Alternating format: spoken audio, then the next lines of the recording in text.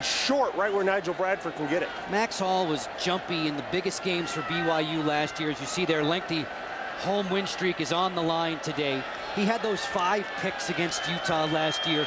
He played very well against Oklahoma in the season opener. He's not been at his best today against high-powered Florida State. No, he started off very good. He was clean and doing things, but as he's been forced to make more plays with a less balanced offense, it's gotten to him, and that's the issue.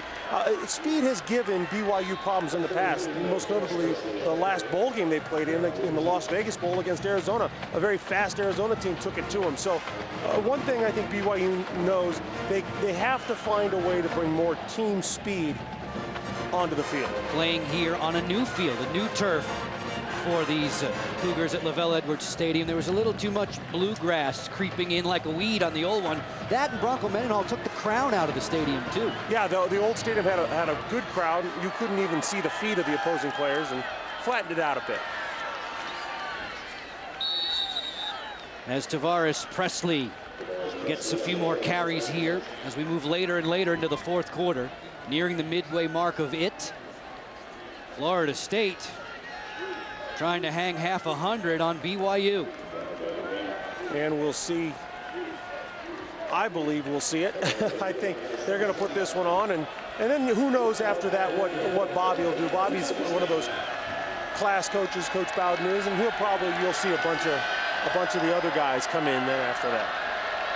Christian Ponder going through his reps. Third down and short.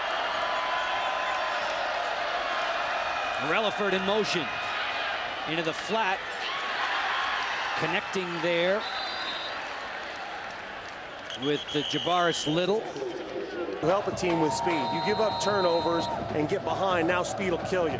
If you could play on an even field, if they'd have just swapped possessions, BYU'd be right in this game. But those opportunities lost for BYU have been the difference in the game. In limited doses, Florida State's been good out west. They're 8-2. You could say they're 4-1 against ranked opponents way out west, tangling with one of the best in the Mountain West Conference and working here out of a 2 tight end set.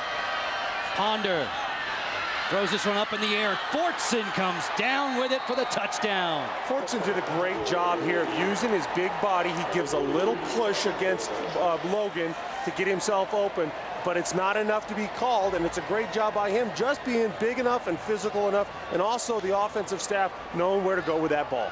33-inch vertical leap for Jarman Fortson. So in a jump ball situation with him close to 6'4", I put my money on him, a 16-yard TD catch. Well, especially going against a guy 5'6". Okay. You're going to win that battle. Yeah, I like your chances. And I can approach that from the 5'6" angle. Extra point is good. Really the only miscue today, the one boo-boo from Dustin Hopkins as we revisit this touchdown fade. Well, it's a straight fade, as you said, and it's big body on little body. Just enough of a give with his shoulder, not enough to get him out of it. And here's another look at it. You'll see Fortson, just a little bump, just enough, using the body. Logan's too small. Not strong enough to pull him down, not strong enough to interfere with him, not tall enough to out-jump him. Great job, Florida State, getting that ball out there. Very effective numbers for Christian Ponder, who last week completed passes to 8 different guys. He did that against Miami. He did it against Jacksonville State, too. And you see the 0 in the interception column. Florida State is 7-0 in games in which he has not thrown an interception in his career, and they look like they're well on their way to win number 8 in that regard.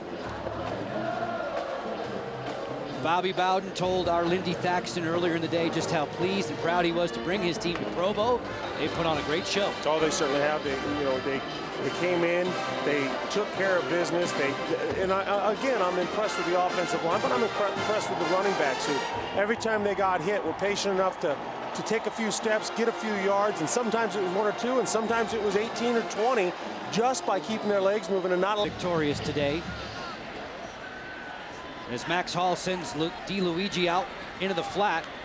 This one's off of his hands, and it's picked off. Florida State having a field day with the turnovers. Well, that ball thrown behind DeLuigi bounces up in the air, and hey, opportunistic defense where they're supposed to be. It's not luck.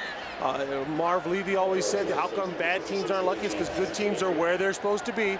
Max Hall right here looking in the double slant, throws it behind where he's supposed to be, and there's A.J. Alexander just